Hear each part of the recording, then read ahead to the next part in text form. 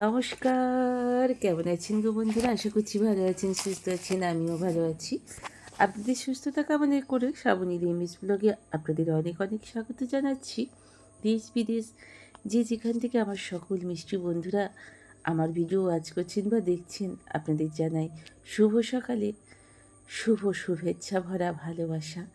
তো ভিডিওটা শুরু করে দিয়েছি রান্নাঘর দিয়ে। তো যাই হোক, নবরত্ন তরকারি ভাবি বলল আজ কিছুতেই মাছ করবে না, অন্য কিছু রান্না করে দাও।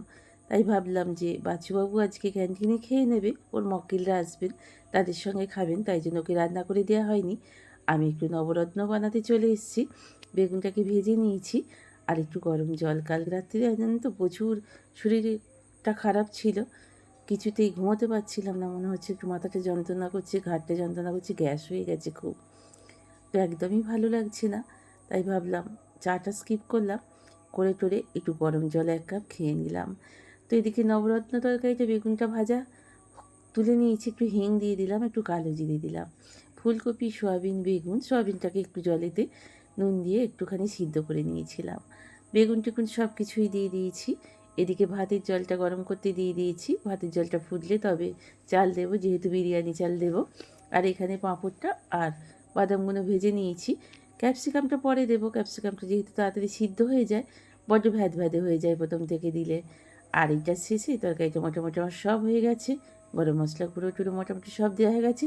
তবে আবার শেষে দিয়ে দেবো দুধে গুলে একটু কর্নফ্লাওয়ার, সেটা আপনারা স্কিপ করতে পারেন। এই তরকারিটা ভাত, রুটি, লুচি সকলেই সকল কিছুর সঙ্গেই যাবে এটা। আপনারা ট্রাই করে দেখতে পারেন, ভীষণই সুন্দর একটা, ভীষণই সুন্দর ফ্লেভারও। আর এই গাছটা বাবি বাড়ির সামনে থেকে কিনেছিল, আপনারা দেখেছিলেন। তো আমাকে বলে গিয়েছিল বা ফুলগুলো নিয়ে ঠাকুরকে দিয়ে দেবে মা।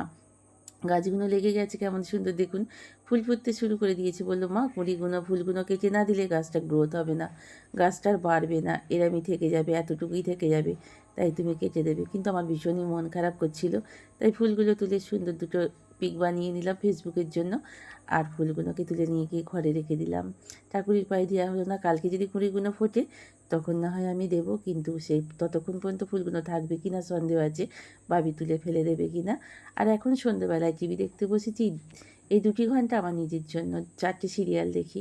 এই সময় আমি আটাটা মেখে নিই এবং আলুটাও ছাড়িয়ে নিই, যে কোনো সবজিগুলো আমি এখানে বসে বসে কেটে নিই।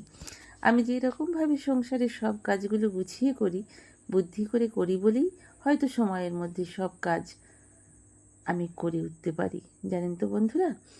তো যাই হোক, ঠিক একটা কাজ করতে করতে আর একটা কাজ করে নিলে এইভাবে সংসারের কাজগুলো সব দিকে সুন্দরভাবে গুছিয়ে করা যায়, আর সময়ের মধ্যে দেখবেন গুছিয়ে হয়েও যায়। তো যাই হোক, এখন হচ্ছে রাত্রি, বাবি অফিস থেকে চলে এসেছি, বাচ্চুবাবুও।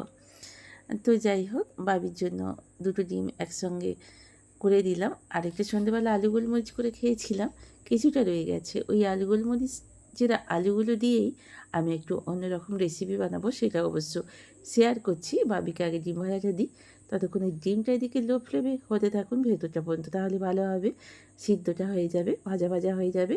ততক্ষণের জন্য আমি চলে যাই, চলুন ডিনার টেবিলে। ওখানে গিয়ে আমি ডিনারটা সার্ভ করতে থাকি। তো চলুন যাওয়া যাক ডিনার টেবিলে। আমি অলরেডি চলে এসেছি ডিনার টেবিলে। ওই যে বিরিয়ানি চালের ভাত ওবেলাকার ছিল, আর ওবেলাকার একটু তরকারি রেখে দিয়েছিলাম, আর বেগুন ভাজাও রেখে দিয়েছিলাম বাচ্চুবাবুর জন্য। এই দেখুন তরকারি আর ডিম ভাজা, আর ওই আলুটা দিয়ে একটা রেসিপি এখনই আমি বানাবো। ততক্ষণে বাবির খিদে পেয়ে গেছে, বাবিকে আগে ডিনারটা সার্ভ করে দিই চলুন। ওর যখন খিদে পেয়ে গেছে ও খেতে থাকুক, ততক্ষণে আমার ওইটা মানে রেসিপিটা হয়ে যাবে। এখানে 2-4টি জামা কাপড় আছে, এগুলো গোছানো হয়নি। বাচ্চুবাবু অফিস থেকে আসার সময় এই বড় কৌটোর এই বিস্কুটটা নিয়ে এসছে, আর কিছু কালো আঙুর নিয়ে এসছে, সেটা অবশ্য আপনাদের সঙ্গে পরে শেয়ার করবো। সস্তাতেই পেয়ে গেছে, 1 কৌটো নিলে তো একটু কমই হয়। কি বলুন বন্ধুরা, আর মেয়েটার জন্য নিয়ে এসছে কালো আঙুর, সেটা কালকে আপনাদের সঙ্গে শেয়ার করে দেবো। চলুন ভাতটা বেড়ে ফেলি। কি হচ্ছে শুনি? কাজ করছি, দেখো তো। তুমি তো এই অফিস থেকে এলে, বিশাল ইম্পর্টেন্ট। তোমার পড়াশোনা আছে, হ্যাঁ, তাহলে সেগুলো না করে পড়া হয়ে গেল? ভালো। তুমি এইসব করছো রাত দুপুরে, এখন গাছ ছাড়া তুমি বাঁচবে না নাকি? বাবা গাছ ছাড়া মানুষ বাঁচে নাকি? তুমি জানো না দাঁড়াও, আমার এখানে অবস্থা এখন খুব খারাপ। মানে সবই ঠিক আছে, কিন্তু গিটারের ব্যাগটা ধোয়ার জন্য বার করেছি। আচ্ছা ঠিক আছে, ঠিক আছে, এটা কাছে নেবে। তো আমি খেতে দিচ্ছি, ডিনার সার্ভ করছি, চলে এসো, দেরি করো না। মুখটা ছিল হেভি, কি বলুন বল। এটা অনেকটা আলু ছিল, এটা এরকম, এটা এরকম, এটা কি? এটা আমার ডিমটা দিয়ে অনেকটা আলু ছিল। সন্ধ্যাবেলা একটু আলু গোলমরিচ খেয়েছিলাম, মুখটা ভালো বাবা লাগছিল একটু না। এদিকে সরে যাও, এইদিকে টুই করে। এবার কথা বলো। বলছি যে সন্ধ্যাবেলা একটু আলু গোলমরিচ খেয়েছিলাম, বেশ কটা আলু ছিল, ভেবেছিলাম আলু মাখা করবো। তো হঠাৎ করেই মনে হলো দিয়ে ডিম মাখা, হ্যাঁ দিয়ে আলু লোকে দিয়ে এখন প্রদীপ মাখাও করছে, তারপর মোমবাতি মাখা করছে। তুমি ডিম দিয়ে আলু মাখা করেছো?